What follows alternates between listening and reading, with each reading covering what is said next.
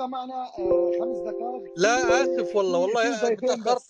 في ضيفين بس. أنا تأخرت كثير، يعني بدك كم دقيقة؟ 4 دقائق مش أكثر. اكيد. جان كاكي جان كرم كفا استاذ حسن بتري كرم كاكي منه. سباس جتارا كاك يوسف، مساء الخير لك ولضيوفك الكرام. أهلا يعني وسهلا. بالبداية رح أعطي مثالين صغار وأسأل السؤال لدكتور إيدي ولأستاذ حسن. بأقصى سماء الشمال سوريا في مدينة اسمها عفرين، ولقبت بعروسة كردستان. صار اضطهاد عليها وحرب عليها، وتم تغيير الجغرافي وهجرت شعبها الكردي من عفرين. ب 2013 لما دخل حزب الله على مدينة قصير بسوريا، حطوا علم الأسود مكتوب عليه يا حسين. أنا شخصيا فهمت أنه هو انتصار طائفي. لو حطوا علم حزب الله الأصفر كنا قلنا أنه انتصار عسكري، بس لما ينحط علم الأسود يا حسين هيدا انتصار طائفي لا محال. ذكرت حضرتكم بالبداية أنه ما تدخل حزب الله، وأنا نزلت تغريدة امبارحة قلت حزب الله ما راح يتدخل لأنه بياخذ الأمر من الإيرانيين. مزبوط. في المنطقة يقال أنه في بعض الاتفاقيات ما بين إسرائيل وإيران من تحت الطاولة، مشاريعهم تتلاقي مع بعض. لهيدا السبب ما راح يفوت حزب الله، وفي مخاوف كثيرة. ولكن ما بعد غزة يعني كان من المفروض امبارحة عملية برية تأجلت.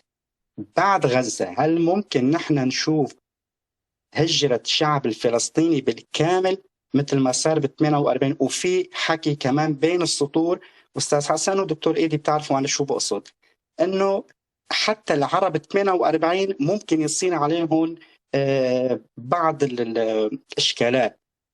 فهذا الشيء ممكن يصير بالمستقبل. ونحن شفنا بعد أسبوع انه خف حد التصريحات الامريكيه، واليوم شفنا الرئيس بايدن كمان شو حكى بتغريده له. كثير من الاسئله وامبارح جان، كثير من الاسئله خلي يرد عليها. انا بظن سالت كثير. شكرا. نعم. شكرا استاذ. والله صادق انه كثير اسئله. استاذي جون، لا جان. اول شيء قلبي زي ما يقولوها وروحي مع عفرين. انا عفرين سمعت عنها كثير، يعني عن اللي صار فيها هناك. وايضا في لي اصدقاء ضيفتهم عندي في اسرائيل، اجوا اسرائيل هون زياره من عفرين. ايوه اي نعم.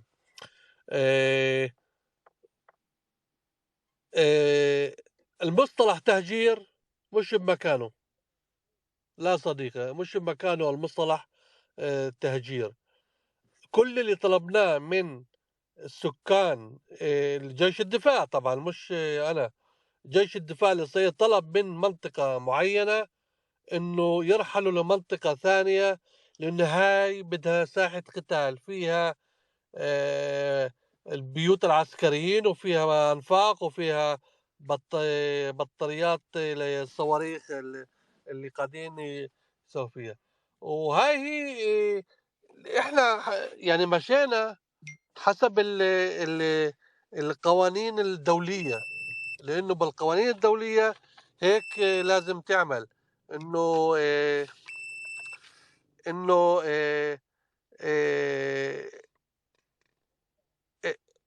قانون حماية المدنيين، طبعا إنه القانون الدولي إنه الأماكن متواجد فيها مناطق قتال يسموها، إنه يتركوا هاي المناطق لمناطق ثانية حتى يزول القتال فيها. هاي هي احنا المشكلة انه فيها احنا دولة اللي معترف فيها دوليا، ولازم نمشي حسب موجب القانون الدولي لحماية مدنيين وغيرهم. يعني اليوم مش احنا مش حماس صديقي اللي اجبرت مواطنيها بعدم مغادرة البيوت تبعتهم من شمال غزة، وطلبت منهم الرجوع، وفي دليل على، يعني في صور على الشيء هاي. لذلك الكلمة تهجير، احنا مش رايحين نهجر ولا واحد. وين بدنا نهجرهم لغزة، مواطنين غزة؟ وشكرا. اخر سؤال استاذ حسن من الاخ سليمان. اهلا وسهلا اخ سليمان. سليمان افتح مايكك وتفضل. دكتور سليمان اذا ممكن تفتح المايك وتتفضل.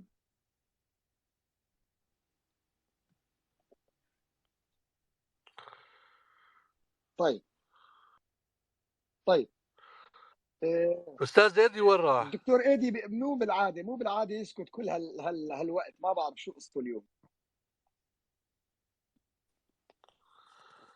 قادر أوكي. تسمع؟ لا أنا موجود على السماء، أنا على السماء. أنا على السماء استاذ حسن لا تتركني موجود. لحالي بالساحة يا مساحة. أنا بحارب بالساحة عم بيسجل لنا، بالساحة الثانية. عم بيسجل النقاط هو. لا عم بعمل إشي مشغول شوي. انا بس بعرف انت عم تدير شوف الموساد يا ايدي. شوفوا يعني أنا بسمع. استاذ ايدي، إيه تفضل. استاذ تامر، اقدر اقول لك يعني بالسماح؟ ايه اكيد اكيد اكيد اكيد. اوكي استاذ ايدي، المساحة لك كنت، انا زي ما بيقولوها منتقل عليك يعني الحين. لا تقلق، لن أفشي أسرار الدولة، ما حأفشي أسرار الدولة. طيب شكرا قبل ما شكرا. تمشي استاذ حسن، انا بتشكرك جزيل نعم. الشكر. كان معنا الاستاذ حسن كعبية المتحدث الرسمي باسم وزارة خارجية اسرائيل، وهو الرجل كان قنصل عام سابق في مصر وعمل في السلك الدبلوماسي في عدة دول. واكيد ضمن هذا الاسبوع رح نلتقي في حلقه جديده. انا رح اكون على اتصال مع استاذ حسن ورح نتفق معه. طبعا لا غنى على الدكتور ايدي كوهين كمان رح يكون معنا. اكيد. اشكرك جزيل الشكر وانقل المايك. قبل ما يطلع حسن في شخص قال انه شو حيصير في العرب بالداخل، انه ما بيعرفوا انه استاذ حسن كعبية هو من عرب الداخل يعني. خايفين عليك حسن والله لا اخطفك اليوم. عرب الداخل هم مواطنين دولة إسرائيل، صدقني كلياتنا موالين للدولة، زي ما رشا في أمريكا موالية لأمريكا. ولغايه تقول لهم انه قديش تبرعوا، وكمان يعني رفضوا الارهاب الحمساوي، كلهم يعني رافضين، وحتى نواب صحيح. منصور عباس، ايمن عوده، نواب فلسطينيين الداخل رفضوا حماس، لانه اتضح لنا وجهه القبح والشرير. صحيح. يعني شوفوا أوكي. حماس يعني من جهه ثانيه. شكرا حسن. من جهه ثانيه يعني مع السلامه. شكرا مع جزيلا كل الاسف والوجع. شكرا جزيلا. شكرا يوسف. يعني مع كل الوجع والألم والخيبة الأمل والفشل، يعني مع كل هذا عم نشوف انه حماس خلص صارت منبوذة.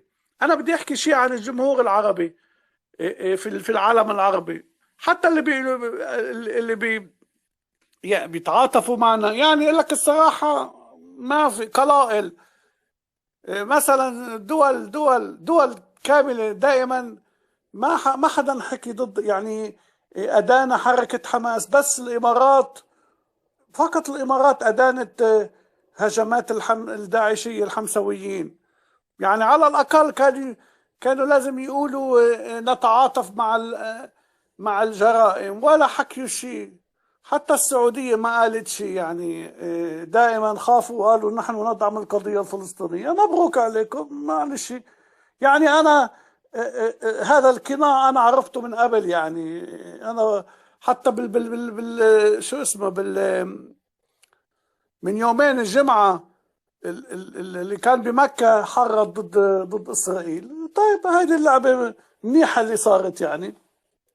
وحركة حماس صدقني خسرت، صارت منبوذة عربيا وأجنبيا وفلسطينيا. حتى بالسلطة الفلسطينية يتبرؤون وامبارح أول امبارح سمعت هنية ومشعل وصلاح والعروري، هدول يعني من قادات حماس قالوا هذا هن اللي خططوه مش نحن مش أنا. شوفوا كيف كل العالم تبرأ من هذه الأعمال. لا ما هن طلبوا زحف دكتور ايدي، هن طلبوا زحف. حتى معنا الاخ قريش من الاردن، هن طلبوا من الشعب العشائر الاردنيه انهم يزحفوا، وطلبوا من جميع الشعوب المسلمه والعربيه انهم يزحفوا. طلبوا وهن اولادهم لو شفت زاحفين على الجامعات، ارقى الجامعات في العالم. ما تروحوا نلحقكم نحن، ما تروحوا انتم واولادكم بالاول. طيب انا تبعت التليجرام تبع حماس، كل ساعة طلبوا من الفلسطينيين ان يزحفوا يجوا للحواجز ويعملوا مظاهرات. يعني صارت حادثة واحدة اما اثنين، لكن ما حدا. طيب ما يعني خلص حركة حماس خسرت اعلام، ربحت شيء، قتلت 5000 فلسطيني وستخسر الارض. حسن كعبية ما قال لك اياها، ما عندي اي شك. إسرائيل ستضم أجزاء من غزة كحازم أمني، يعني حزام أمني، ما عندي أي شك. أنا يعني أنا 10 دقايق بعد ولازم أطلع. في أسئلة يعني؟ أكيد. قريش تفضل أستاذ قريش تفضل. مساء الخير أستاذ يوسف، دكتور إيدي، والإخوان المستمعين. يعني بس خلينا أوضح نقطة اللي هو طلب خالد مشعل عفوا طلب خالد مشعل من العشائر الأردنية الزحف نحو إسرائيل. احنا اليوم كأردنيين أبناء عشائر وقبائل أردنية، نحن اليوم لسنا كيان منفصل عن القيادة الهاشمية. نحن اليوم نؤتمر بأمر من القيادة الهاشمية من المملكة الأردنية الهاشمية، ونحن منفصلين انفصال تام عن حركة حماس الإرهابية. هذه الدعوات الحماس هي تدعو الإرهابيين ومن هم على شاكلة حماس.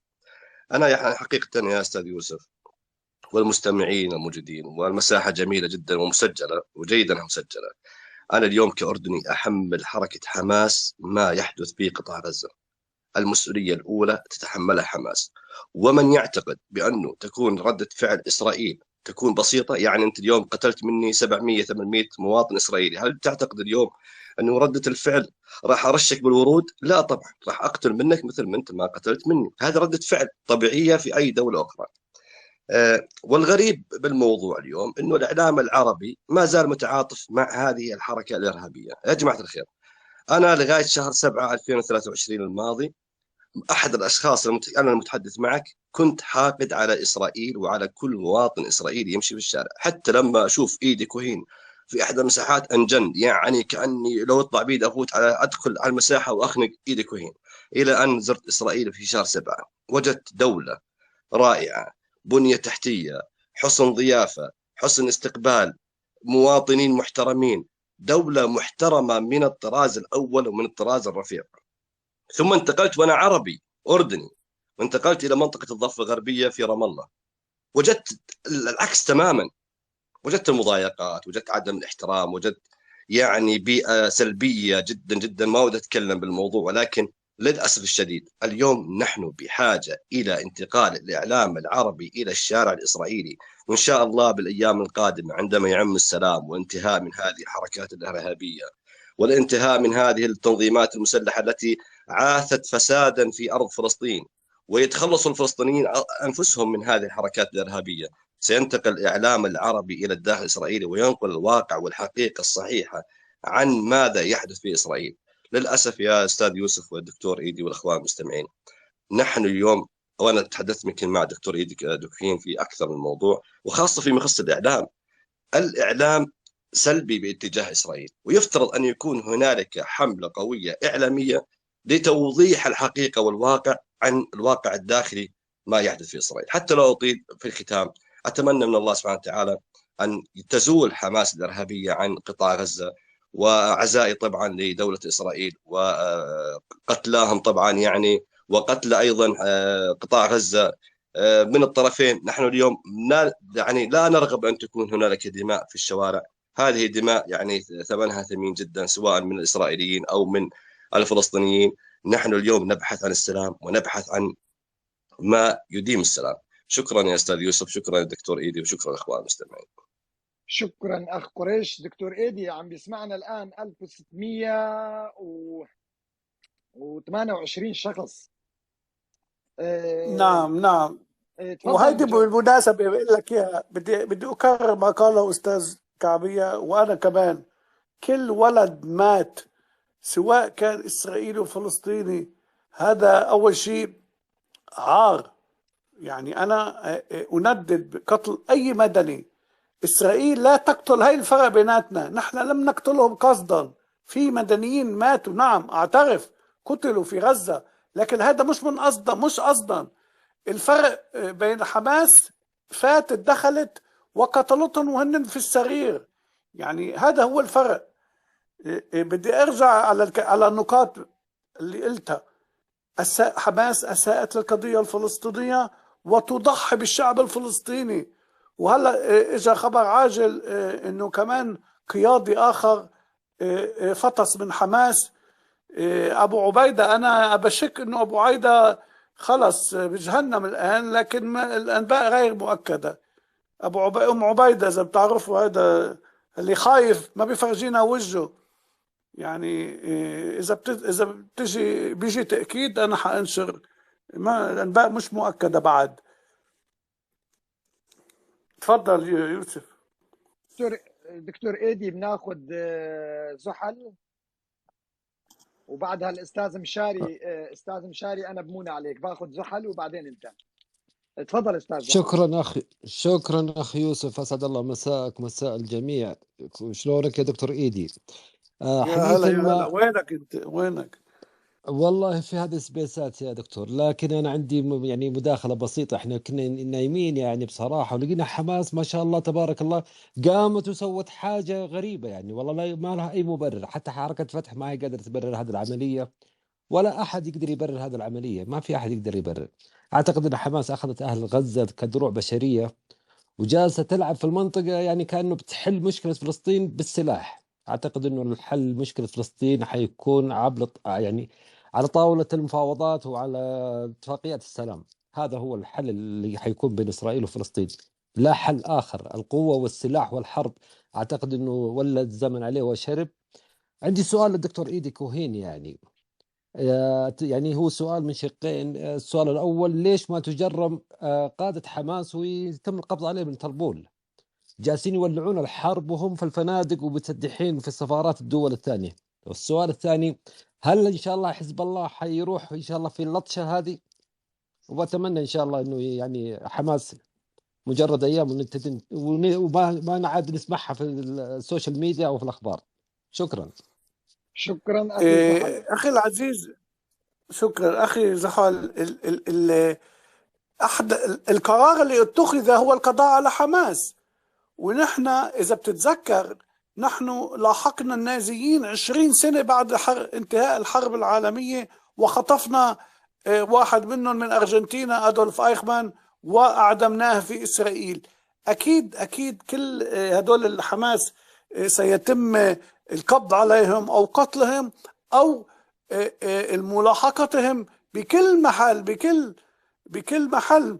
الآن في أوروبا يلاحقون ضباط سوريين تبع نظام بشار الأسد ويتم ملاحقتهم. أكيد لن نترك واحد منهم. ومثل ما سمعت أستاذ كعبية أكد لي هذا الرقم، 1200 جثة، 1200 محارب منهم عندنا جثتهم 1200. وأنا يعني أشك أنه عندنا أكثر من 200 أسير حمساوي. أما بالنسبة لحزب الله، شوف، حزب الله تخلى عن حماس. قلت من أول شيء لن يدخل الحرب. تقديراتي لن يدخل إلا إذا إجا يعني أوامر من المرشد الأعلى. بتعرف إن عندهم إذا المرشد الأعلى أمرك خلص حيدخل. لكن إذا دخل ستتوسع رقعة الحرب، أمريكا ستدخل وسوف يؤدي إلى تدمير 70% من لبنان، مثل ما صار بغزة حيصير في لبنان، وسيموت الآلاف. وكمان من عنا سيموت، يعني ما عم بقول لك سيموت الآلاف من عنا ومن عنهم. وإذا صارت حرب أنا أعتقد كمان سيكون نهاية هذا الحزب، أو على الأقل سيأخذ من نصيبه نصيب الأسد. شكرا دكتور تفضل إيدي. يوسف. أستاذ مشاري تفضل، طولنا عليك. يا هلا وسهلا اخوي يوسف، يعطيك العافيه. شكرا اولا على الدعوه، واسمح لي اتكلم في دقيقه واحده فقط وبدون مقاطعه باذن الله، ان شاء الله اني لا اسيء ولا اتعرض لاحد باي حال من الاحوال، ولكن يعني ان سمحت لي فقط بهذه الدقيقه اني اعرج على جزئيه عندما ذكر بحادثه تقطيع رؤوس 40 طفل اسرائيلي. للأسف الشديد مصدر هذا الخبر هو الصحفي، أو عفوا مو الصحفي، خلينا نقول اللي هو مصدر هذا الخبر هو ديفيد بن صهيون، نائب قائد الوحدة 71 في الجيش الإسرائيلي. طيب أنا أبغى أتكلم بواقعية من هذا المنطوق. لو أجي أتحدث بواقعية أكثر، أنا أشوف أنه بعد ما قامت فيه دولة إسرائيل بعمل ضجة إعلامية كبيرة حول تقطيع رؤوس 40 طفل إسرائيلي، الآن في هذه اللحظة الصحيفة تتراجع عن هذا القول وتقول بأنها لم تكن دقيقة في التعبير، والكيان الصهيوني لم يؤكد صحة الحادثة، علما بأن المتحدث باسم البيت الأبيض. يلا روح ولي كيان الصهيوني وكيان الصهيوني. هذا مشاري شوف، بقطع لك طياره على حسابي على مصر او على الاردن، وتفضل هنيك اقطع الحدود. خليني اوضح اقطع من هنيك. خليني اوضح النقطه. يا اخي شوفوا هالناس، اقول لك شغله، كيان صهيوني وكيان صهيوني، كيان صهيوني وكيان صهيوني، يعني لامتى دكتور ايدي هدول الناس؟ طب خليه يقول. لا انا خليه يقول. مش شوف انت عندك اذا ما لا ليش نزلته؟ خلينا نسمعه. لا تفضل. خلينا نسمع. تفضل. خليني افسر لك هالنقطه. في 40 طفل قتل، ما قلنا 40 طفل قطعت راسهم. عم بيقول نص الحقيقه، يعني هيدي احسن دعايه لما بتعمل كذبه، لما بتقول نص الحقيقه. يعني ماذا حدث؟ في بعض الاطفال قطعت رؤوسهم، والصور ارسلت الى بايدن شخصيا، ولن مثل ما قال كعبية لن ننشر هذه الصور. نحن ما بننشر هيك اشياء، لن ننشرهم. تم ارسالهم للجهات المختصه، وهيدي هي كل القصه. هلا وحركوا ناس.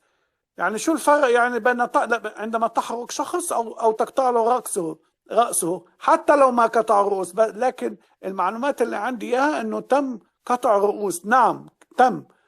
خليني في نقطه كمان ما قلتها. حماس ورطت نفسها امام 30 دوله. في عندك ناس من كل البلاد يا يوسف، من امريكا، من كندا، من نيبال، من تايلاند، من العرب، من ايطاليا، من يعني 20-30 دولة، كل واحد عنده او واحد انقتل او واحد مخطوف. يعني زيادة علاوة على ذلك، كل هالدول ما فيها وحدة دولة تتعاطف مع حماس لما بيكون عندها رهينة عندهم. فهمت علي؟ ما معقول حدا يتعاطف مع حماس بعد ان رأوا هذه الصور، وبعد انه لو بتعرف واحد من دكتور ايدي جنوب افريقيا، يعني تعرف هذا جوهانسبرغ يعني كانت متعاطفة مع القضية الفلسطينية من ايام نيلسون مانديلا. الان في جوهانسبرغ يضيء بالعلم الاسرائيلي. يعني والله حتى هون يا زلمه، دوله سويسرا دوله محايده، ما بتتحدث كثير عن الاعمال الارهابيه. يعني بتشوف بتقول عن حماس الارهابيه انه حماس الارهابيه، وبتضيف عليها